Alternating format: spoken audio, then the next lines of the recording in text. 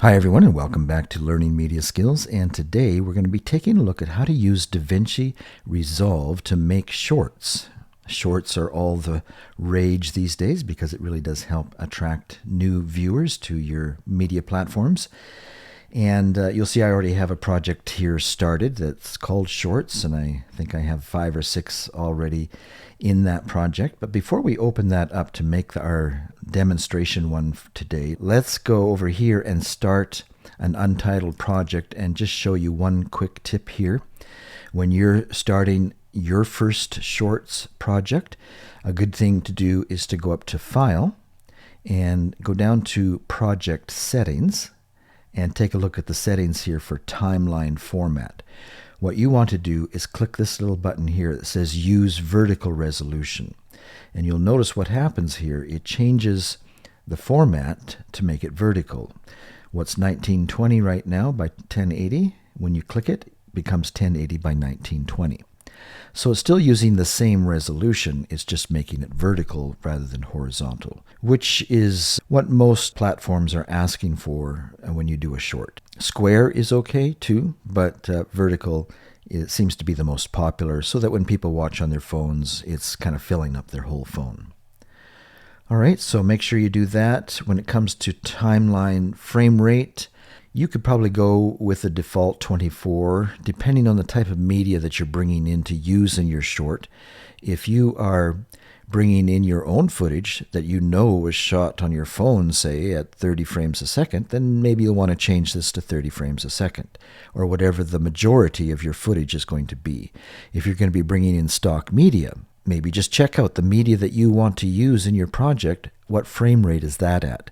And try and set your frame rate here to match the footage that you're bringing in just as you start your project. Once you start your project and bring a few clips in, you can't go back and change the frame rate. So it's good to set that here as you're just first starting the project.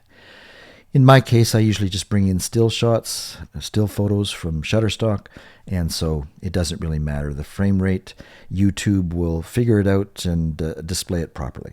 So let's go back and find our Shorts project, and we can do that just by going down to the Home button here, and that'll bring up all of the projects that I have in this database. Let's click on our Shorts, and you'll see that I already have a number of shorts here, but today we're going to make another one. Here's the last one I did. My wife and I have a couple channels teaching people how to learn English, and so we've been experimenting with shorts ourselves on our channel.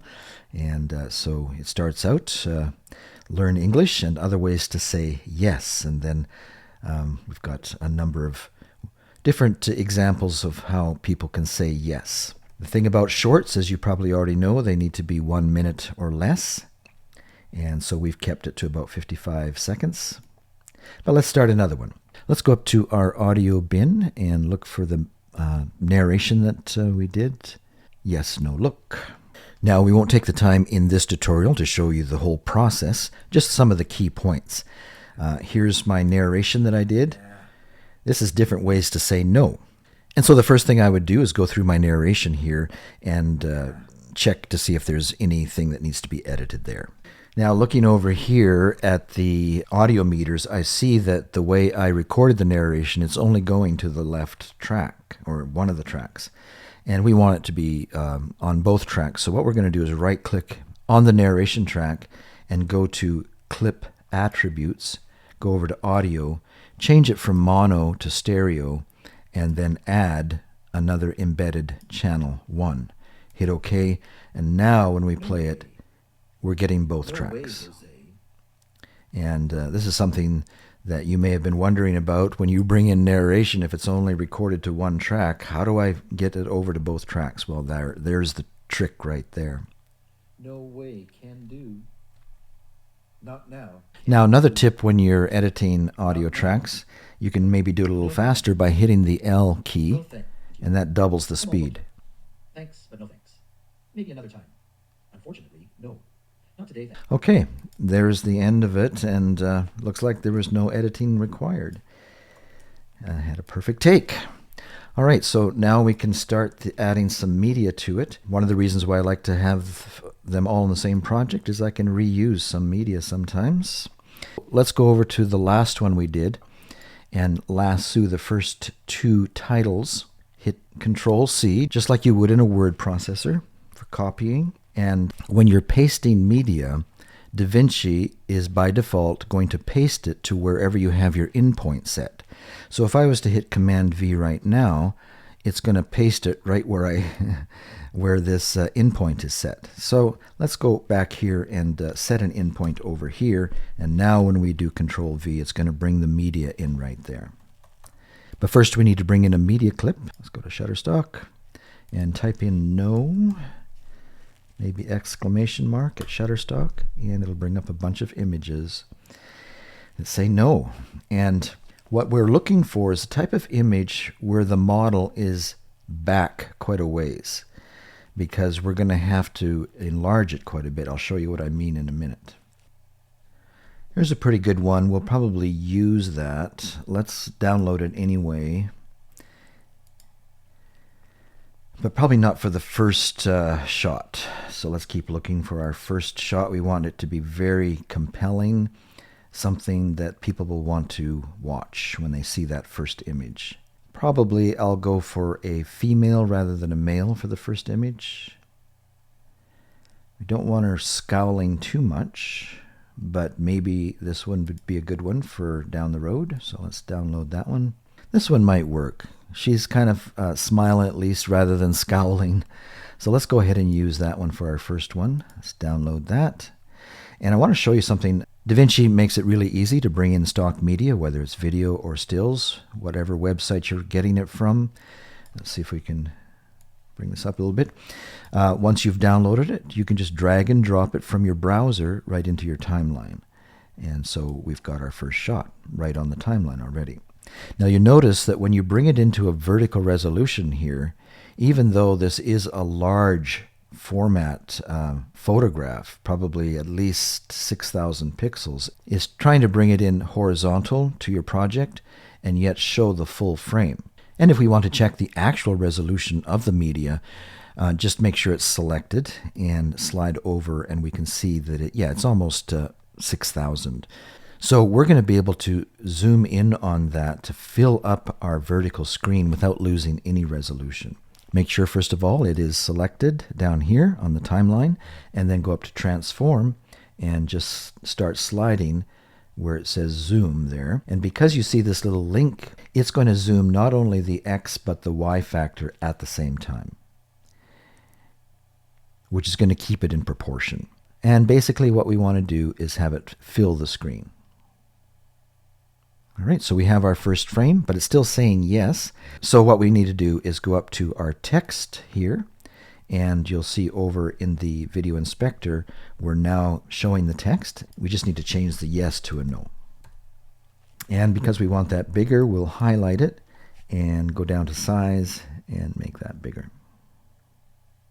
In another tutorial, we'll focus in on the title tool and show you all of the tricks and tips that you should know when you're working with the title tool. But for today, it's going to be fairly straightforward.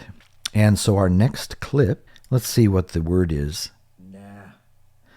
Okay, so we're looking for an image where there might be a little bit of an expression of disgust. And one of these might work. Let's just drag it down to our timeline. That one's very aggressive. Let's try this one. Let's keep looking. We'll have these for one of the other versions of no. Let's keep looking at Shutterstock. This one will probably work. Let's download it. And usually I have the browser on my second screen that makes it a lot easier to work with here, but since my software only records one screen, let's expand our timeline out. Nah. Once again, we'll make this full screen. And now's when we need to bring in our actual title. I'll just grab one from over here. So hit Control C to copy that and bring it over. Now, if you don't have an in and out point set, then DaVinci will just let you paste right wherever the timeline cursor is. So let's just hit Control V, and that brings in our title, and now we have the title. And all we need to do is go in and change it. So let's click on the title itself and go up here, and our first one is Nah. And I wasn't quite happy with how large the background was when I did the previous one, so I'm going to make that a little smaller. And you can do that just by scrolling down here and changing the width and the height. I'm going to leave the width where it is because some of the words will be longer. All right, we're ready for our next one. What is it? Nope. Nope. Well, let's see if one of these will work. Maybe this one. Yeah, I think that one will work. And so again, with it selected, and you can tell by the fact that it's surrounded with a red border, we can go up to transform and bring it up all the way. And let's bring it right down to where the other media was. And for the title tool, what I'm going to do is just spread that across so that it maintains the same format. And just right at the change there between the two images, I'm going to select the title tool, hit the C key to make a cut in between, and now select the second one and just change it. What was it? Nope. Even have an exclamation mark there. Yeah. Nope. Okay. And so you get the idea how easy it is to add the media and add the titles. I'm going to go ahead and finish the project, and then when it's almost done, we'll come back. Okay, we're back. We've found all of the shots that we need to illustrate the narration. Just to speed things up a little bit, I kind of do this in stages. So my first step was to bring in all the images, but you'll see that so far, most of them have not yet been resized. Now, instead of going in and resizing them all one by one, you can maybe save a little bit of time by just lassoing all the ones that need resizing. Then just go up to the transform and resize the one that's on the screen. And now as we go back, we see that all of them have been resized. Now, because of the way they're positioned, we're going to have to go in and fine-tune this, but at least they're all now up to the size that we want. Well, it looks like we didn't get this one.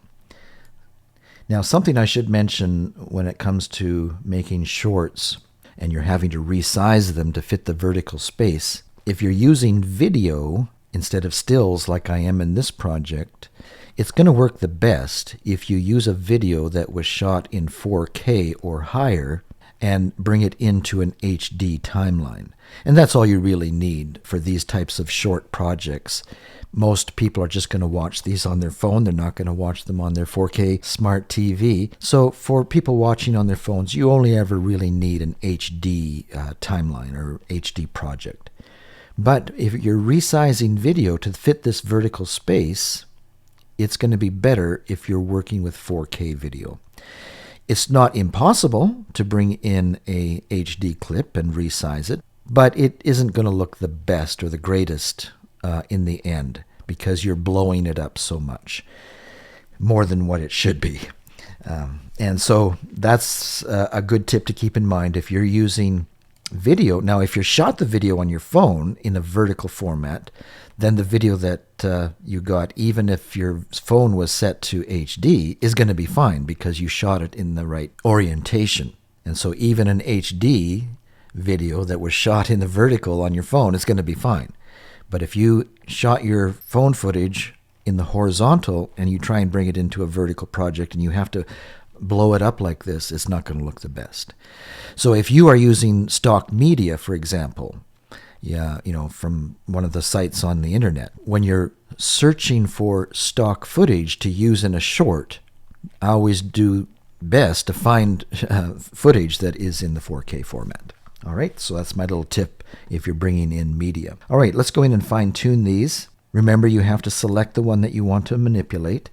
And I think we can just bring this guy over. So I'm going to go to the X position and just slide him over a bit. And we can go to the next one. And she seems to be okay. Let's go to the next one. Might bring her over just a little bit. Next one. She's okay. Next one. Well, it looks like she's over too much, and maybe we can bring her down a little bit. So first of all, let's bring her over, and then let's bring her down using the Y. Looks like there wasn't a lot of headspace in that shot. Okay, he's positioned pretty good, maybe over just a little bit.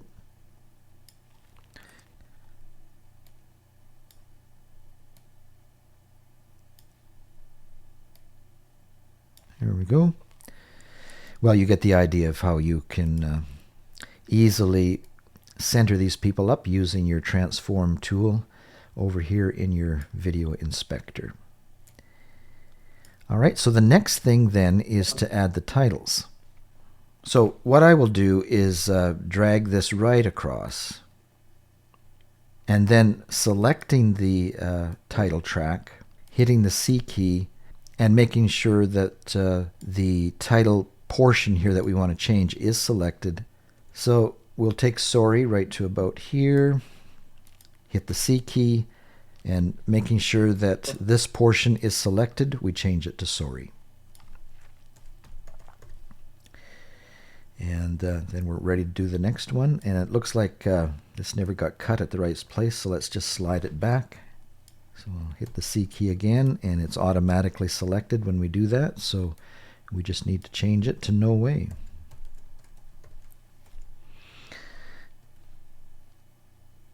And to get back to your timeline, you have to bring your cursor down and click on the timeline once. No way, Jose.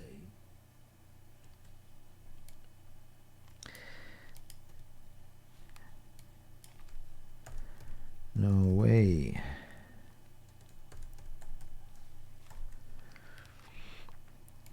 No way, can do.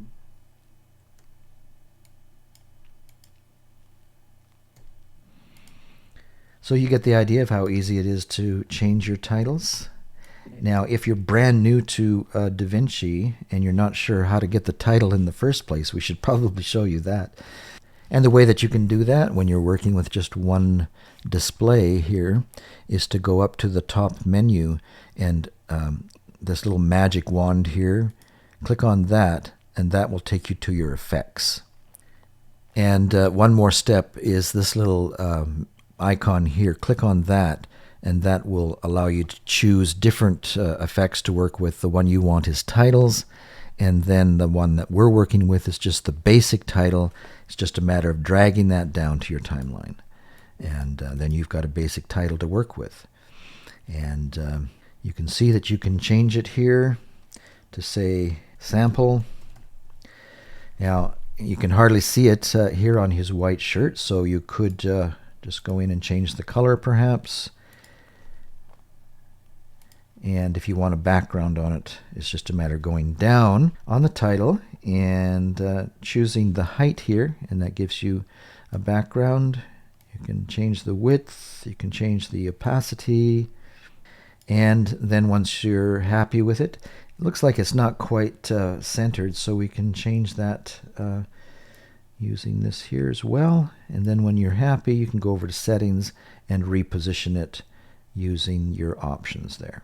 So the title tool in DaVinci Resolve is really simple to use. Okay, just delete that. We'll finish up here, and then we might have one or two more tips for you. All right, we've finished up. We could take one quick look through it. Usually I like to do that. You hit the L key, and it'll go double speed. Nope. Sorry. No way. No way, Jose. No way, can do. Not now. No thanks. No thank you. And there we see one that could be stretched out a little bit. Let's just select that one, and the background, I mean. And so we'll just hit the Y key down here, the width for width, and continue I'm our... all booked up. Thanks. Hit the L key again. Maybe another time. Unfortunately, no. Not today, thanks. I can't get away. I'm afraid I can't. Certainly not. Absolutely not. Count me out. Mm-mm. All right, so I think that's pretty good. There was a couple there that the text didn't quite match up with the change in the image, so maybe we'll just take a quick look at that. It's pretty easy to make that adjustment.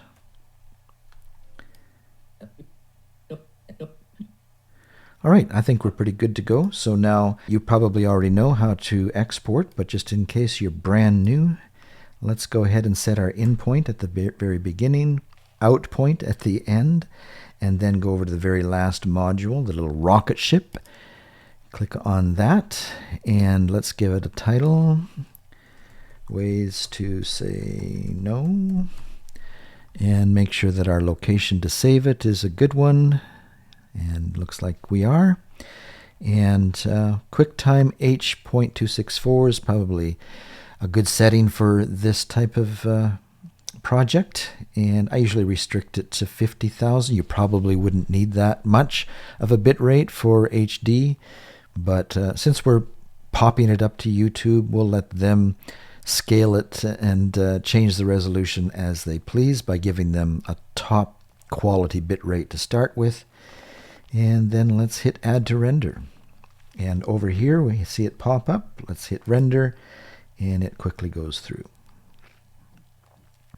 And we're done already. Now in another video here at Learning Media Skills, I'm going to show you probably the best way to upload your video to your YouTube channel, but we'll make that a separate video. And for today, we'll just say thanks for watching. Hope that you picked up a few tips. If you found it helpful, go ahead, give it a like. And if you have any questions, put it in the comments below. We'll see you next time here at Learning Media Skills. So long for today.